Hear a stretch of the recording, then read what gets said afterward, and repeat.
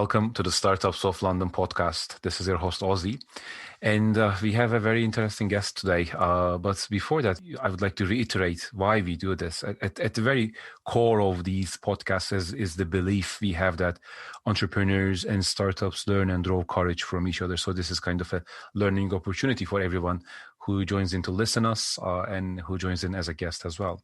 Today, I'll be joined by Antony Cousins, CEO of Factmata.com. So Factmata monitors internet content for organizations to identify risks, threats, or opportunities. Now, I have a lot of questions about the business and the state of how we reach information in general in 2021, but I think it's going to be a very interesting discussion. So welcome, Anthony. Thank you.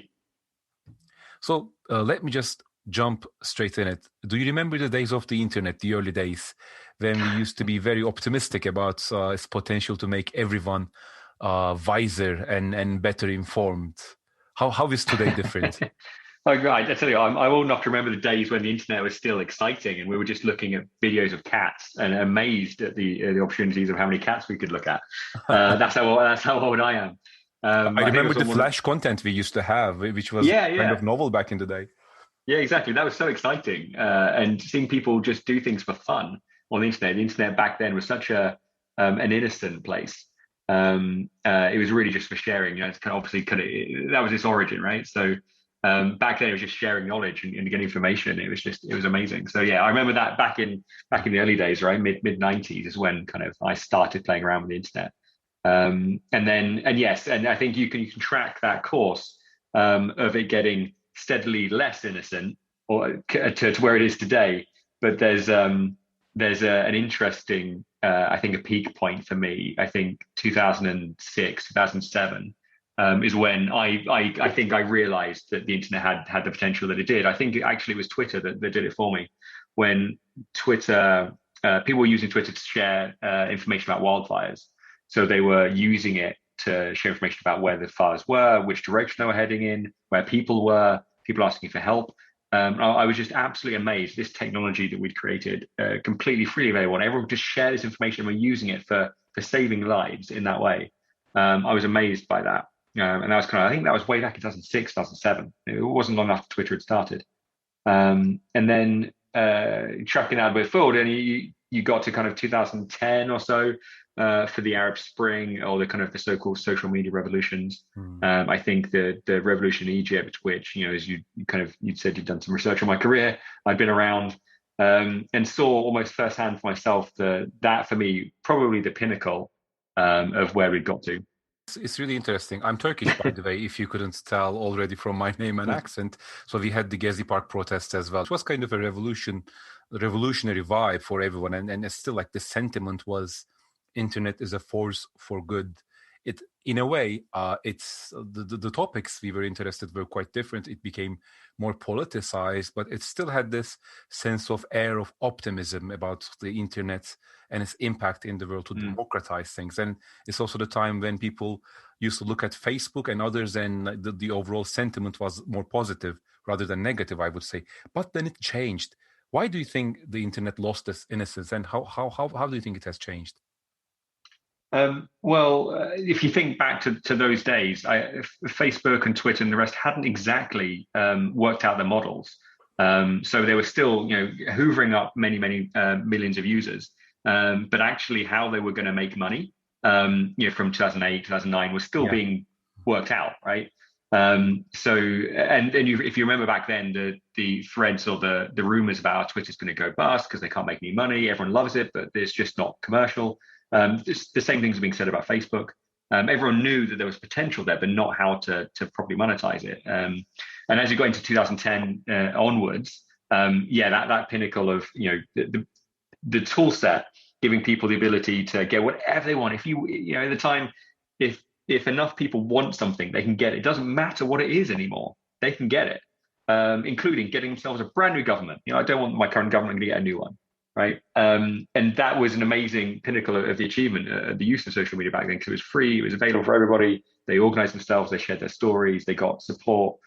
But then I think the thing that changed was, I think realization on the behalf of those platforms that they had to get really serious about commercialization and monetization. And then that kind of changed the market of ads forever. And that has only kind of increased in its complexity and in its pervasiveness into our lives. Because obviously mobile phones, if you remember, kind of mobile phones also were kicking off in the early 2000s, and mid 2000s were becoming, ubiquitous. So it really changed. It changed the way we interacted with goods and services, both in terms of the platforms and the devices we were using. Kind of kicked off around the same time. Yeah. So I think that for me is the challenge: is commercialization crept in, and those platforms had to work out a way of making lots of money, and the commercialization and therefore the monetization of their content became the way they did it, and that's the change for me. Indeed. And in a way, it's interesting. I don't want to go into conspiracy theories here, but it's also about the type of monetization culture around these tech startups. So in my mind, it's always tied with this notion of the richest and the most privileged in the world seeing biggest opportunities in energy, oil, or FMCG companies. And comes a day, and when they say, you know what? Actually, internet is the best resource, is the biggest thing out there, and then the attention of that big resource, big money shifts to internet. And I don't think the problem is monetization, but it's aggressive monetization and very ambitious growth, breaking down barriers, almost breaking down the contracts between the people and these technologies. And I think that's contribute to that loss of innocence in a way. But I think it's an interesting topic, but I'd like to be very cautious of our time and the attention of our audience. So I'll jump onto the next topic, and I'd like to hear your thoughts on this as well. So you have a very interesting background, UK Minister of Defense for more than 10 years. And I've had a look in roles such as change program communication manager, then some counterterrorism, and then strategic communications. So this is really interesting. This is not the type of profile we usually see in startup CEOs. So why did you decide to join Factmata, and how has your past experience, do you think, contributes to what you do today? Yeah, and I don't think many people see my kind of profile anywhere, because it makes no sense whatsoever. If you look at my background of jobs, you're like, how on earth did this guy ever get a job? But there is some sense to it. So I explain it quickly, which is I started out in tech. So when I first joined the Ministry of Defense, I wasn't really doing defense things. I was doing tech things. I did that for 7 years. So database development or front end kind of application development.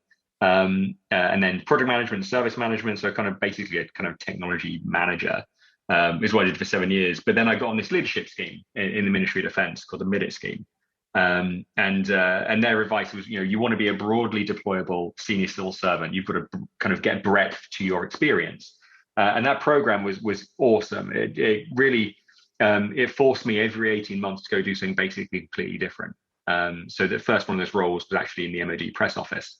So I did PR, I did comms. That's where I ended up going out to Iraq and out to Afghanistan. And that's where I got my first exposure also to disinformation and propaganda. Because in Afghanistan particularly, we were fighting a war for the hearts and minds of the Afghan people, right? That was the mission objective, and that's an information campaign. But we were frankly having a tough time of it because the Taliban were beating us hands down. And there was a number of reasons for that, and that's a whole podcast in and of itself. But that was my first exposure to the power of lies, the power of propaganda, because I saw the impact it had on people. And then obviously when I was still in the Ministry of Defense, I went into counterterrorism, and actually that was in the Home Office. I was doing that, and that was looking really at the impact of Al Qaeda's single narrative. So the power they had to recruit and to kind of get people to follow their cause based on a lie, based on an interpretation of the truth, and turning whatever kind of falsehoods they can. And also there was some truth there, right? There was definitely some, and that was the really powerful part of the single narrative, is that there was an element of truth there. The most dangerous ones are the semi-truths, aren't they? Exactly. So that's where I saw, again, I saw the power of that, and what it got people to do who truly believed it, which was frightening. And then kind of after that, I got through many different roles, from press office to counterterrorism out to Afghanistan, and then in Middle East strategy, which is where I spent a bunch of time in the Middle East during the Arab Spring. After all that period, I was kind of a little bit burnt out, if I'm honest. That was kind of the most of my 20s. Yeah, I need to do something different. But I liked the communications aspect. I like comms. I like words. I like kind of communication theory. So that's where I switched into internal communications and spent a bunch of time getting into that, in not just within internal communications, but change management and viral technology adoption within change management became a fascination of mine. And I spent a bunch of time doing that. And then got into startups. And I got out of government in 2014 and joined an AI startup called Profinder, which was using NLP and ML type technologies to understand what people are capable of and match them to problems, which was fascinating, and enjoyed that. And I spent 5.5 years there. And then but over this course of this time, this is, bear in mind, like 2010 onwards, we've seen the turn of the popularity, or rather the positivity of the internet and of the social media platforms in general, because you've got Brexit campaign, you've got 2016 election, you've got 2019 election, and through each of these momentous occasions, you've got an increasing concern of everyone, of all of us, of the impact of fake news, disinformation, misinformation. So I've been looking for a way to get into it. It was really kind of towards the end of last year, beginning of this year, I'd been helping out a company providing some advice, which was Factmata, and then just kind of grew into the role. That Dhruv Gulati, who's the founder of the company, wanted to kind of spend more time on the strategic aspects, needed someone to run the day to day. And just given my weird background of technology, PR, comms, AI, a passion for the topic, it seemed really right to take it. So yeah, that's kind of how I ended up at Factmata. What has your effect been on the organization so far? Well, in the 4 weeks that I've been here so far, because I've been working with the company since like the beginning of the year, but more like an advisory capacity and kind of getting ready for the role. But full time, I've been here 4 weeks. Although I have been approached for award of I think it was most impactful CEO of the year, which I thought was impressive given the amount of time I've been in role. It's an accomplishment, yes. Yeah, I think for me, so the fun stuff, right? I really like organizing teams. I like motivating teams, and I think getting the team aligned behind the vision. So I think Dhruv's vision is a powerful one. But how do you turn a vision into an operational set of objectives and tasks? How do you motivate the team to achieve a little bit more of that task each week? Is kind of the bit I really enjoy doing. So yeah, I think that I would say it's going to be the impact of that so far in 4 weeks, just generally organizing the team and making sure we're all on the same page in terms of the vision we're after. Yes, to be fair, it's a short period of time. But you mentioned the vision. So what is the vision exactly? And before you answer that, I've been doing some research, and in the LinkedIn page of Factmata, there's this sentence. I'd also like you to elaborate on this if you can. So it says, our goal is to reduce online misinformation and abusive content from the internet, using unique algorithms to classify content in subtle ways. So how does this work? Can you elaborate on this and perhaps expand on what Dhruv's vision that he shared with you is? Yeah, so I guess I'll give it a bit of context for those that aren't that familiar with the kind of fake news topic. So the vision actually makes sense. So like a lot of people, 5 years ago, and Dhruv was one of the first people to start working on this problem. The problem of fake news was starting to hit headlines, right? And I think a lot of people saw things like the Social Dilemma on Netflix, and it started to break into the mainstream in terms of an understanding that what you were seeing on your Facebook feed had a number of different challenges to it, because it was either the bubble effect, right? You see more of what you like, therefore you end up getting moved more and more towards the extreme of that particular viewpoint. Or you're being effectively micro-targeted, right? Being really specifically targeted by organizations. And this is kind of the Cambridge Analytica scandal.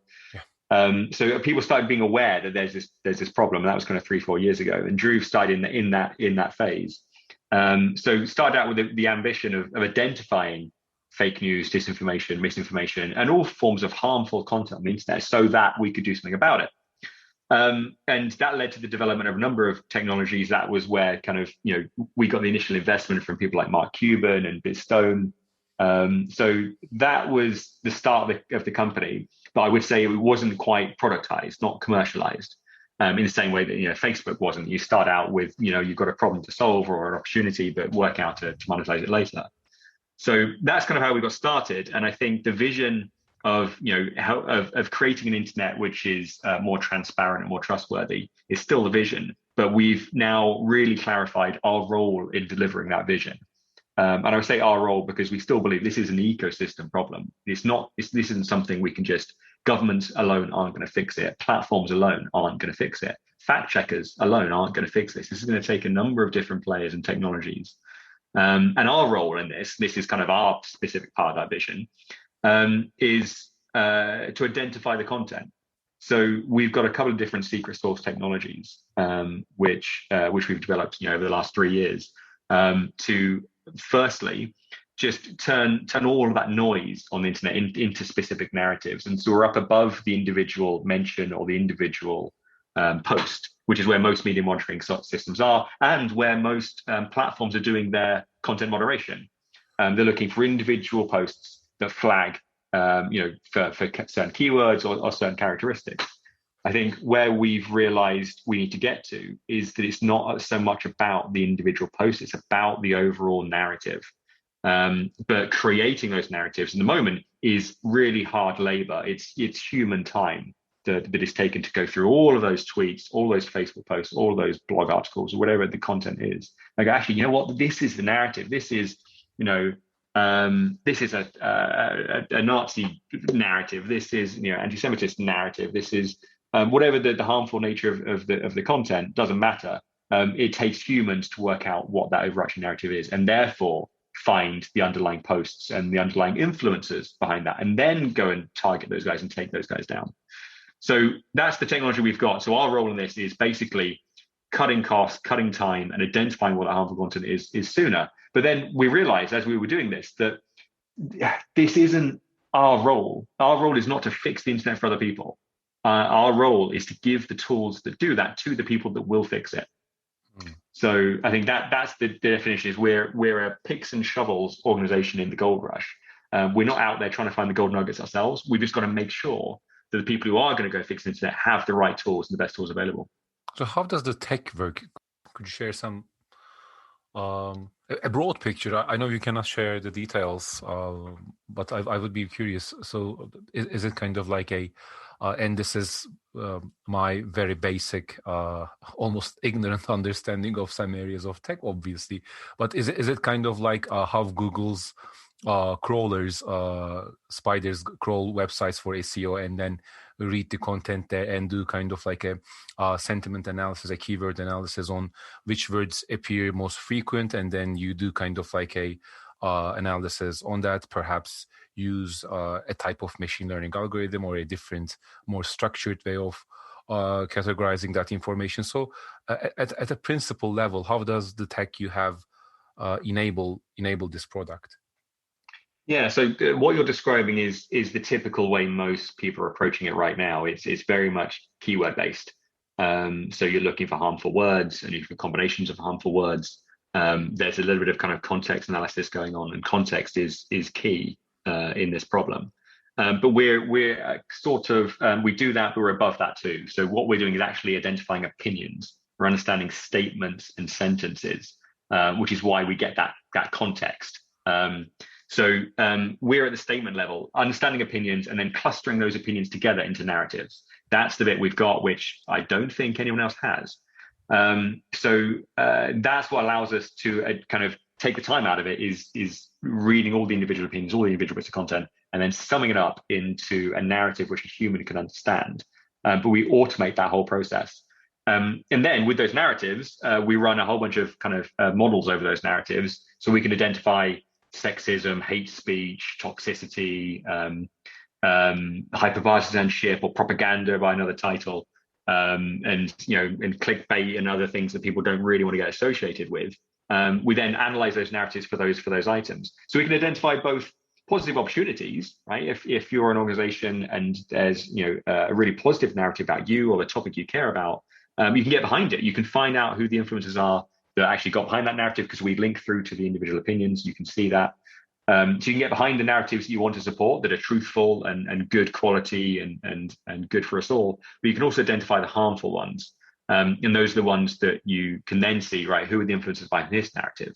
Why are they saying what they are saying? And this is the really big difference between us and most of the other players in the market, where media monitoring, and I know this because I built a media monitoring system back in 2007, generally work in terms of the volume of mentions and the overall sentiment of those mentions, because that's the way most people in the space are targeted and monetized, incentivized, is get us spoken about as much as possible and get as positive as possible.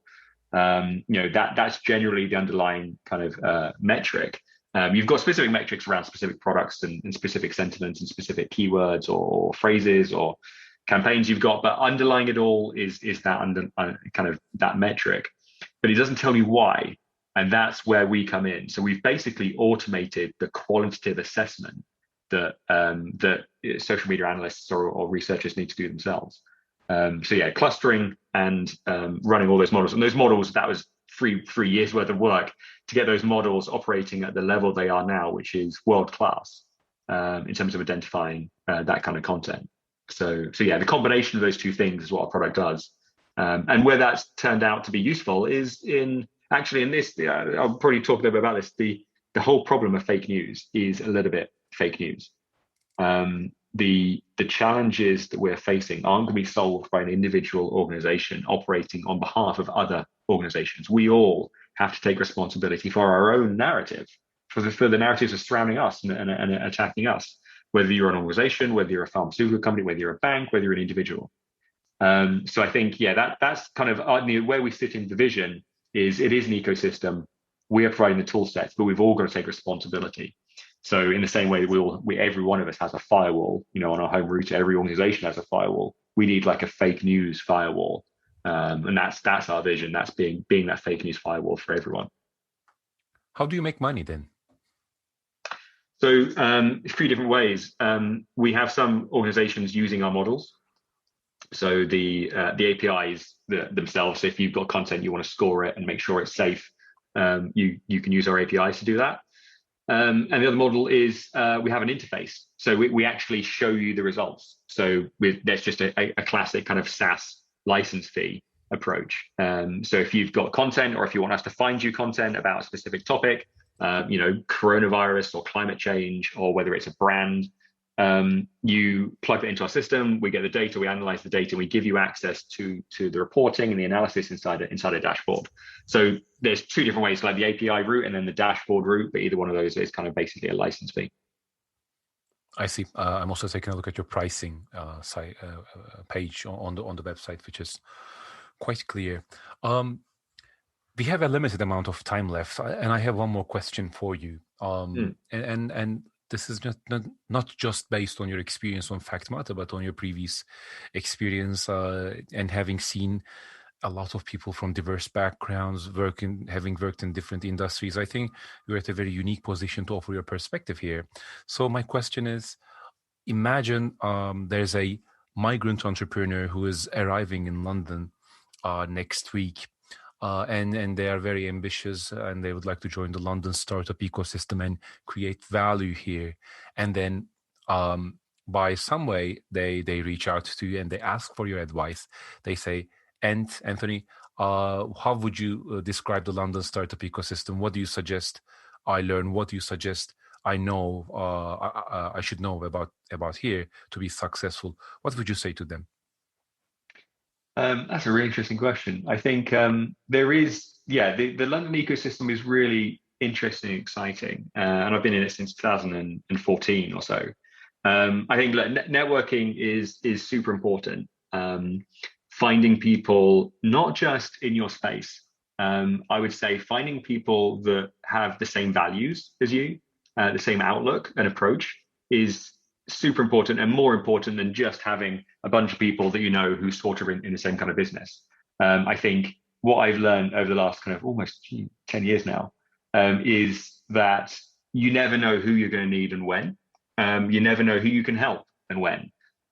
So finding the people that you align with, that believe the same things as you do, is more important, and probably the thing that will carry you further than aggressively targeting the spaces you want to get into and finding those people. You do need to anyway, but that's more of like a sales thing.